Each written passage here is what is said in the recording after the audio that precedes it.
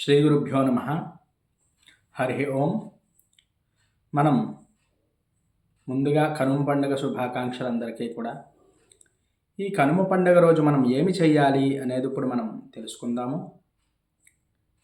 మనం భోగి రోజు అలాగే సంక్రాంతి రోజు జరుపుకున్నటువంటి మరునాడు కనుమ పండుగ వస్తుంది. ఈ కనుమ రోజు చక్కగా అందరూ కూడా స్నానం ఖచ్చితంగా ఆచరించాలి.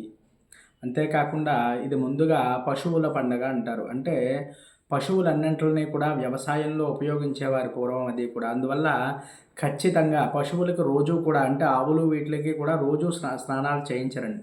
ఎప్పుడైనా పర్వదినాల్లో అలా చేయిస్తూ ఉంటారు కాబట్టి మరి ఈ రోజైతే ఖచ్చితంగా కనుమ రోజు కాకి కూడా స్నానం చేస్తుంది అని చెప్పి చాలామంది అంటూ ఉంటారు.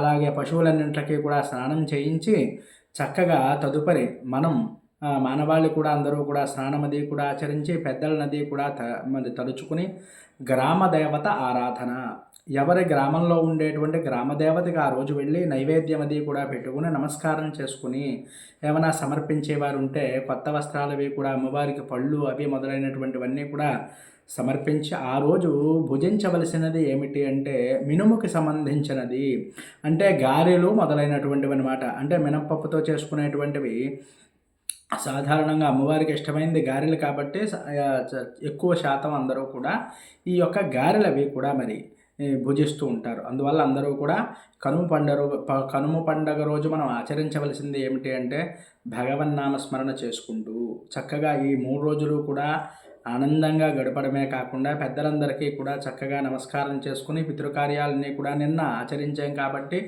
ఈరోజు కనుమ పండగలన్నీ కూడా 3 రోజులు కూడా విశేషమైనటువంటి పండగలు మనకి పూర్తవడం జరుగుతుంది ఈ కనుమ పండగతో.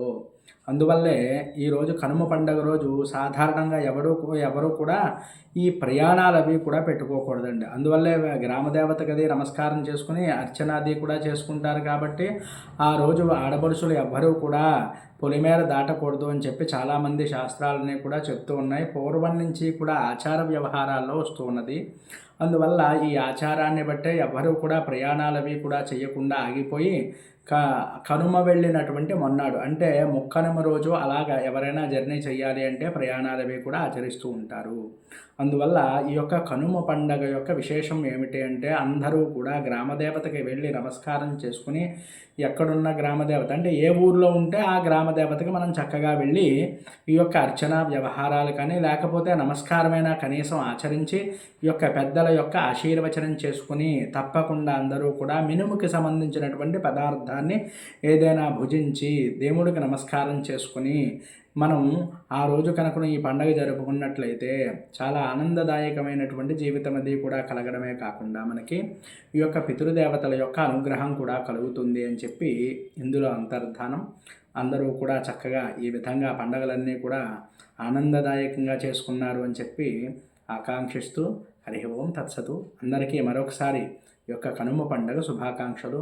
ఇంకా ఎవరైనా మన ఛానల్ సబ్స్క్రైబ్ చేయకపోతే సబ్స్క్రైబ్ చేయండి. ఈ వీడియో మీకు నచ్చినట్లయితే లైక్ చేయండి, కామెంట్ చేయండి. హరి ఓం తత్సతు.